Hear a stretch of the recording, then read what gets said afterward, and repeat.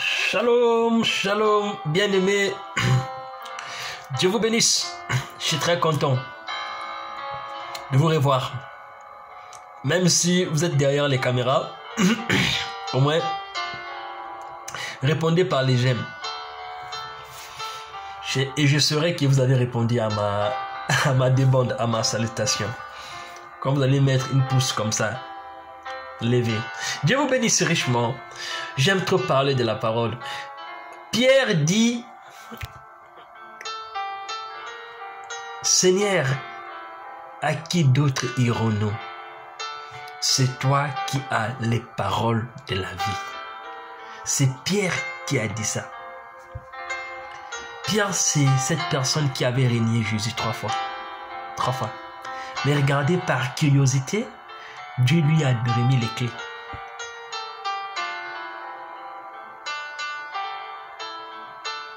Dieu l'a utilisé puissamment.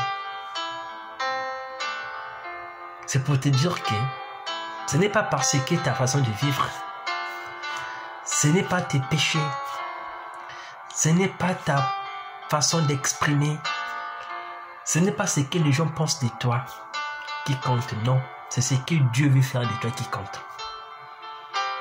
Pierre a vécu avec Jésus-Christ. Pierre a vécu avec Jésus-Christ. Pierre a vu le miracle. Pierre a marché sur les eaux.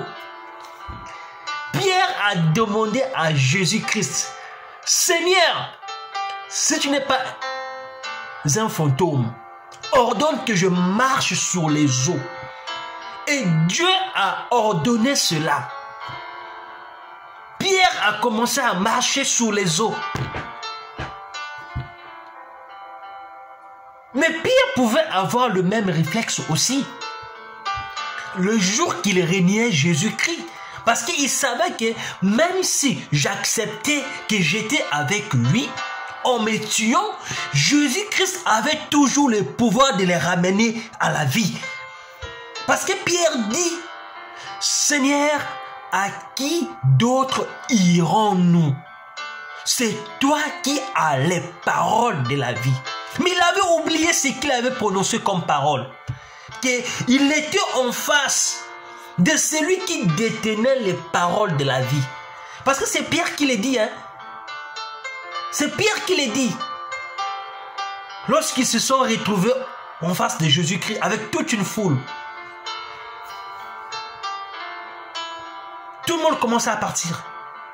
Parce que quand Jésus-Christ commençait à parler en parabole, les gens commençaient à trouver Jésus-Christ comme un cannibale. Que tu prononces des paroles qui n'ont pas de sens. Des paroles compliquées pour nous. Des paraboles que nous, on ne peut pas comprendre, on ne peut pas cerner, on ne peut pas discerner. Mais les disciples étaient derrière lui. Jésus, on pensait que tout le monde était parti. Quand tu se retournas, il vit Pierre et les autres. Il leur dit, mais pourquoi vous ne partez pas? Pourquoi restez-vous ici? C'est là où Pierre prit la parole en disant, Seigneur, à qui d'autre irons-nous? C'est toi qui as les paroles de la vie. Jésus-Christ a les paroles de la vie. Ma soeur, peut-être qu'on ne comprend pas c'est qui Jésus-Christ. Jésus-Christ dit dans le livre de Jean, si vous demandez quelque chose en mon nom, je le ferai, afin que le Père soit glorifié.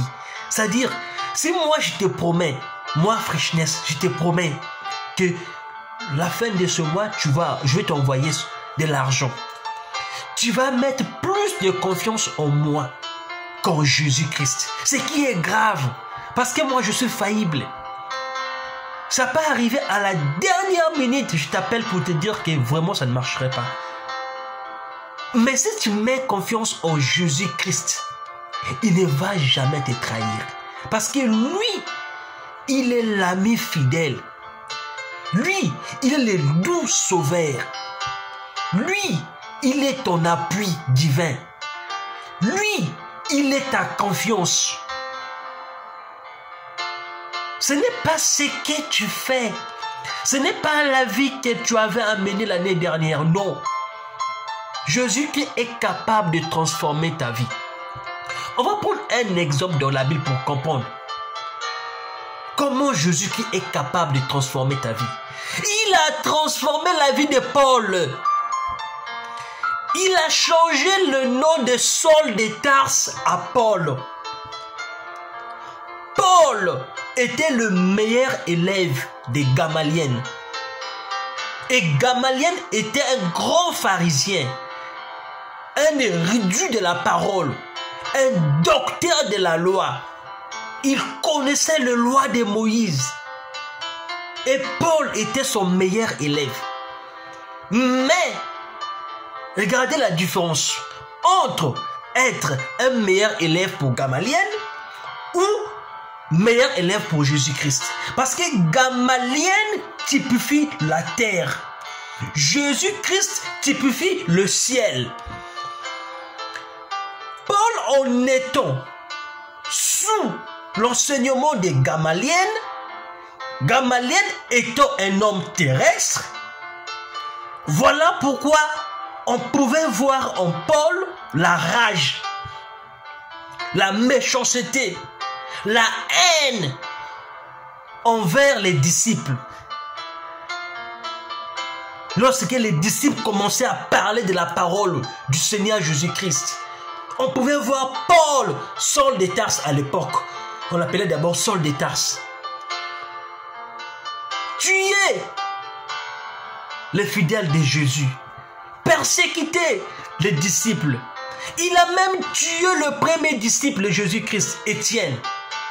C'est-à-dire, il a participé à la mort d'Étienne parce que c'est Paul qui tenait les habits de Ruben. Quand Ruben était en train de lapider Étienne avec la foule, Paul était en train de tenir les habits de Ruben.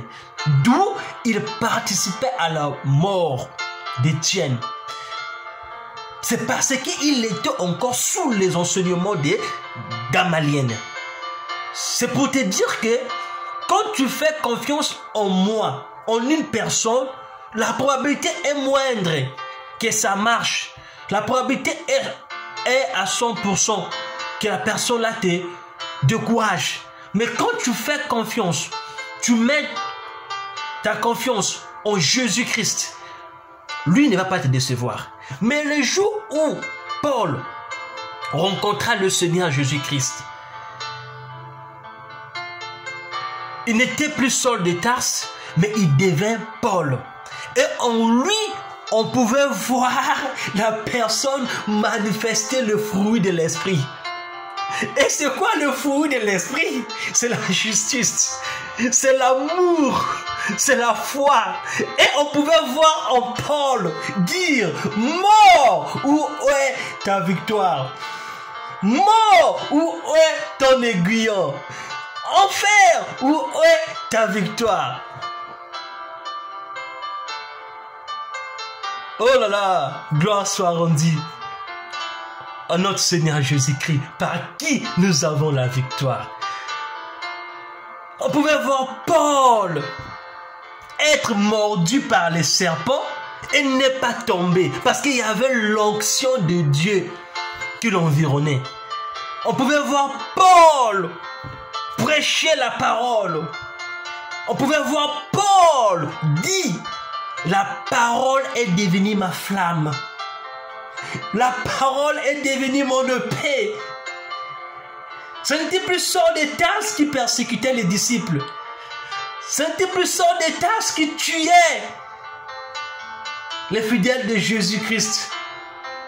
Ce n'était plus Saul de Tarse qui tenait les habits en assistant à la mort d'Étienne. Mais c'était maintenant Paul qui pouvait dire: enfer, où est ta victoire? Mort, où est ton aiguillon? Parce que c'est la parole du Seigneur Jésus-Christ. Cette parole est capable de changer ta vie. Cette parole est capable de transformer ta vie. Cette parole est capable de te prendre de 0 et te ramener à 100. Il suffit que tu lui fasses confiance, le Seigneur Jésus-Christ. Il suffit que tu serres cette parole dans ton cœur. C'est ce qu'a dit David. Je serre ta parole dans mon cœur afin de ne pas pécher contre toi. Donc toi aussi, tu fais la même chose. Tu dis, je serre ta parole dans mon cœur pour que je ne pêche plus contre toi, Seigneur Jésus-Christ. Fais la même chose, mon frère. Et pense toujours à Paul. Que Seigneur, tu as transformé la vie de Saul de Tarse à Paul. Tu peux transformer ma vie aussi. Peu importe tout ce que je fais dans ma vie, mais je crois que tu es capable. Et tu es capable d'opérer un miracle dans ma vie. Et le Seigneur le fera. Dieu vous bénisse. On se retrouve pour la prochaine vidéo. Souvenez-vous de toujours aimer la vidéo et partager. Le Seigneur vous bénisse.